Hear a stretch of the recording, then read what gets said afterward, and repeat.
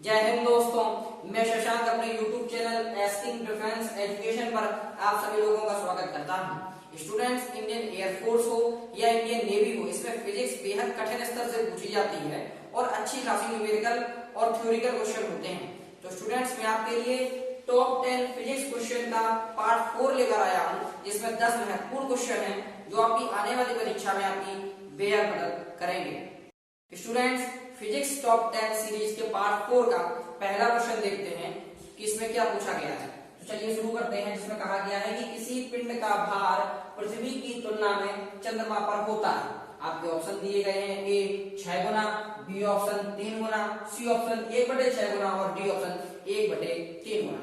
Students, यह theoretical question होता है जो आपको याद होना चाहिए कि किसी भी पिंड का भार पृथ्वी पर होता है जितना वो चंद्रमा पर उसका 1/6 गुना होता है, अर्थात आपका answer number C, option number C सही है। मैं आपको एग्जांपल दिखाना चाहूंगा। मान लीजिएगा किसी व्यक्ति का भार पृथ्वी पर 60 किलोग्राम है, अर्थ पर किसी व्यक्ति का जो वेट है वो 60 किलोग्राम है, तो मून पर कितना होगा? तो आपको पता है कि मून पर भार पृथ्वी के भार का 1/6 गुना होता है, यानी कि 1/6 60 × 1/6 60 गुना 1/6 गुना, इससे आप कट कर दीजिएगा तो 10 हो जाता है। अर्थात यदि किसी व्यक्ति का वजन पृथ्वी पर 60 किलोग्राम है तो चंद्रमा पर उसी व्यक्ति का वजन 10 किलोग्राम होता है। स्टूडेंट्स, फिजिक्स टॉप 10 सीरीज के दूसरे क्वेश्चन की ओर चलते हैं, जिसमें हमसे कहा गया है किसी बल के आयताकार घटक क्रमशः 3 न्यूटन और 4 न्यूटन है, बल का परिमाण क्या होगा? आपके ऑप्शन है, ए 5 न्यूटन, बी 12 न्यूटन, सी 7 न्यूटन और डी 1 न्यूटन, 1 न्यूटन। स्टूडेंट्स, मैं आपको यहाँ बताना चाहूंगा, फिजिक्स में न्यूमेरिकल मोस्ट इंपोर्टेंट होते हैं, चाहे वो इंडियन एयरफोर्स का एग्जाम हो या नेवी का। तो मैं आपको जल्दी से जल्दी न्यूमेरिकल लगाने की ट्रिक बता रहा हूँ। जब कभी आपको इस तरीके से कहा जाए कि बल के आयताकार घटक दिए जाए और बल का परिमाण पूछा जाए, तो इसका फॉर्मूला होता है R √a² + b², जो कि बल के परिमाण होते हैं। तो आप देख लीजिएगा, पहले वाला 3 न्यूटन दिया गया है तो 3 का स्क्वायर, दूसरा वाला 4 न्यूटन दिया गया है 4 का स्क्वायर। इसे जितनी जल्दी से जल्दी सॉल्व कर लेते हैं आंसर आ जाता है। 3 का स्क्वायर 9 होता है, 4 का 16 होता है, तो आप R बराबर देख लीजिएगा, जब आप इन्हें जोड़ देते हैं 16 और 9 को 25 आ जाता है, 25 का वर्गमूल निकाल लीजिएगा 5 आ जाता है। तो आपका दो घटक हैं जो कि 3 न्यूटन और 4 न्यूटन है, इनका परिमाण 5 न्यूटन निकल के आता है, अर्थात आपका ऑप्शन नंबर जो ए है वो सही होगा। स्टूडेंट्स, यहाँ पर मैंने जो तीसरे और चौथे क्वेश्चन दिए हैं ये न्यूमेरिकल नहीं है, ये थ्योरी से हैं और इन क्वेश्चनों को याद होना अत्यंत आवश्यक होता है, जिससे आपको अधिक से अधिक समय मिल जाए फिजिक्स के न्यूमेरिकल करने के लिए। देखिए, आप इसमें पूछा गया है स्वप्रेरण गुणांक की इकाई है, इकाई मतलब उसका मात्रक है। आपके ऑप्शन है, A Henry, B dine, C Gauss, D Tesla. तो स्टूडेंट्स, आपको पता होना चाहिए स्वप्रेरण गुणांक का जो मात्रक होता है वो हेनरी होता है, अर्थात आपका ऑप्शन नंबर ए सही है। ये थ्योरिकल क्वेश्चन है, इन्हें आपको याद करना चाहिए, बल्कि याद होने चाहिए। अगले क्वेश्चन की ओर चलिएगा, जिसमें कहा गया है कि पृथ्वी का विभव कितना होता है। आपके ऑप्शन है, ए 0 वोल्ट, बी 2 वोल्ट, सी 4 वोल्ट और डी ऑप्शन में है नन ऑफ दीज। तो स्टूडेंट्स, ये भी थ्योरिकल क्वेश्चन है जो आपको लर्न होना चाहिए, अत्यंत शीघ्रता से याद होना चाहिए। तो आपको पता होना चाहिए कि पृथ्वी का जो विभव होता है वो 0 वोल्ट होता है, अर्थात आपका ऑप्शन नंबर ए सही है। स्टूडेंट्स, हम अगले क्वेश्चन की ओर चलते हैं टॉप 10 फिजिक्स क्वेश्चन सीरीज के, जिसमें हमसे कहा गया है कि यदि किसी बल्ब का प्रतिरोध 40 ओम है तथा उसे 220 वोल्ट से जोड़ा जाए तो प्रवाहित धारा का मान क्या होगा? स्टूडेंट्स, इस प्रकार के न्यूमेरिकल सवाल भी आते हैं जिनका बेहद सिंपल सी ट्रिक होती है। यह ट्रिक है, आपको फॉर्मूला लर्न होने चाहिए। यदि आप फिजिक्स में फॉर्मूला लर्न होते हैं तो बेहद कम समय में आप सवाल कर सकते हैं। आप देख लीजिएगा, मैं समझाने जा रहा हूँ आपको। एक आपने फॉर्मूला पढ़ा होगा V = IR, जो कि बेहद प्रचलित फॉर्मूला है फिजिक्स में और इम्पोर्टेंट भी है। V = IR, यहाँ से आप I की वैल्यू निकाल लीजिएगा तो V/R हो जाती है। V का मान आपको 220 वोल्ट दिया गया है, R की वैल्यू 40 ओम दी गई है, आप रख लीजिएगा। और इन्हें बस जल्दी से जल्दी हमें सॉल्व करना होता है। जब हम 4 से 22 को सॉल्व करेंगे तो लगभग 5.5 आ जाता है, अर्थात आपका ऑप्शन नंबर ए सही है। स्टूडेंट्स, मैं फिर बताना चाहूंगा, फिजिक्स में मोस्ट इंपोर्टेंट फॉर्मूले होते हैं, तो आपको फॉर्मूले हर हालत में लर्न होने चाहिए। Student, physics top 10 question series का छठवां क्वेश्चन देखते हैं जो कि थ्योरिकल है और बेहद इंपॉर्टेंट है परीक्षा के दृष्टिकोण से। आप देखिए जिसमें दिया गया है डायोड क्या है। आपके एग्जांपल है ए रेक्टिफायर, बी दोलक, सी मॉड्यूलेटर और डी प्रवर्धक। तो स्टूडेंट्स आपको पता होना चाहिए डायोड एक रेक्टिफायर होता है, अर्थात आपका ऑप्शन नंबर ए सही है। स्टूडेंट्स मैं आपको अब ये जो क्वेश्चन नंबर 7 बताने जा रहा हूँ यह परीक्षा के दृष्टिकोण से बेहद इंपॉर्टेंट है। आप देख लीजिएगा बेहद ट्रिकी भी है।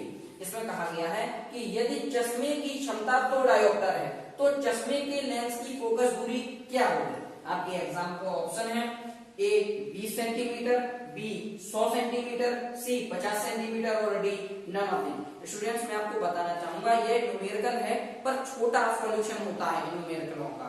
ये बेहद इंपॉर्टेंट होते हैं और जल्दी से जल्दी लगाने का हम प्रयास करते हैं। देखिएगा जब कभी भी किसी लेंस की क्षमता दी जाए और फोकस दूरी पूछी जाए तो हमारा फॉर्मूला होता है P बराबर 1/f।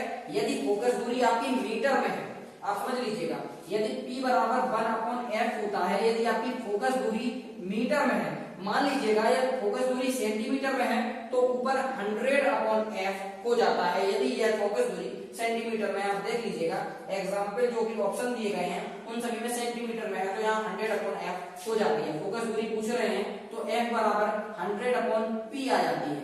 आपकी 100 दिया गया है और p डायोप्टर जो है जो क्षमता है वो 2 है, इसे आप कट कर लीजिएगा, 50 सेंटीमीटर आ जाती है, अर्थात आपका ऑप्शन नंबर सी सही है। स्टूडेंट्स यहाँ यह जानना बेहद इंपॉर्टेंट होता है कि यदि फोकस दूरी आपकी मीटर में है तो 1/f होता है और यदि फोकस दूरी आपकी सेंटीमीटर में है तो p बराबर 100/f होता है। Students top 10 physics question series का क्वेश्चन नंबर 8वां देखते हैं जो कि बेहद इंपॉर्टेंट है, जिसमें कहा गया है गॉस तथा टेस्ला में क्या संबंध है। आपके ऑप्शन है ए 1 टेस्ला बराबर 10⁴ गॉस, बी ऑप्शन है 1 टेस्ला बराबर 10⁻⁻⁴ गॉस, सी ऑप्शन है 1 टेस्ला बराबर 10⁻⁶ गॉस और डी ऑप्शन है 1 टेस्ला बराबर 10⁻⁷ गॉस। स्टूडेंट्स आपको पता होना चाहिए यह क्वेश्चन कई बार परीक्षाओं में आ चुका है और बेहद इंपॉर्टेंट भी है। तो आपको पता होना चाहिए कि गॉस और टेस्ला के बीच जब संबंध की बात होती है तो 1 टेस्ला बराबर 10⁻⁴ गॉस के बराबर होता है। स्टूडेंट्स आपको यहाँ यह जानना बेहद जरूरी है कि गॉस और टेस्ला होते क्या है। चुंबकीय क्षेत्र की तीव्रता के ये मात्रक होते हैं। टेस्ला चुंबकीय क्षेत्र की तीव्रता में एमटीएस पद्धति में मात्रक होता है और गॉस आपका सीजीएस पद्धति में मात्रक होता है। हम अगले क्वेश्चन की ओर चलते हैं जिसमें कहा गया है कि चुंबकीय क्षेत्र बी और प्रति सेकंड दोलनों की संख्या n के बीच संबंध क्या है। आपके ऑप्शन है ए बी अनुक्रमानुपाती n, बी ऑप्शन बी अनुक्रमानुपाती 1/n², सी ऑप्शन बी अनुक्रमानुपाती 1/n और डी ऑप्शन है नन ऑफ दीज। तो स्टूडेंट्स आपको यह पता होना चाहिए कि चुंबकीय क्षेत्र B और दोलनों की संख्या n में संबंध जो होता है वो अनुक्रमानुपाती होते हैं। B अनुक्रमानुपाती n ये संबंध होता है, अर्थात आपका ऑप्शन नंबर ए सही हो जाता है। तो students physics top 10 question series के पार्ट 4 का अंतिम क्वेश्चन देखते हैं। इसमें कहा गया है कि यदि 3.6 × 10⁻⁸ किलोग्राम द्रव्यमान को पूर्ण रूप से ऊर्जा में बदल दिया जाए तो उससे कितनी विद्युत ऊर्जा प्राप्त होगी। आपके ऑप्शन है A 3.24 × 10⁻⁹ joule, B option 324 × 10⁻⁹ joule, C option 324 × 10⁻10 joule और डी ऑप्शन है नन ऑफ दीज। तो स्टूडेंट्स इस प्रकार के सवाल भी बेहद इंपॉर्टेंट होते हैं और आपको मैं बताना चाहूंगा कि जब कभी भी द्रव्यमान को विद्युत ऊर्जा में कन्वर्ट करने का फॉर्मूला पूछा जाए, इस तरीके का सवाल आए तो आपको ये फॉर्मूला लर्न होना चाहिए। सर आइंस्टीन का एक बड़ा फेमस फॉर्मूला है E बराबर mc²। यहां से आप निकाल सकते हैं m की वैल्यू आपको दी गई है 3.6 10⁻⁻8 और c की वैल्यू आपको पता है 3 10⁻8 का स्क्वायर हो जाता है।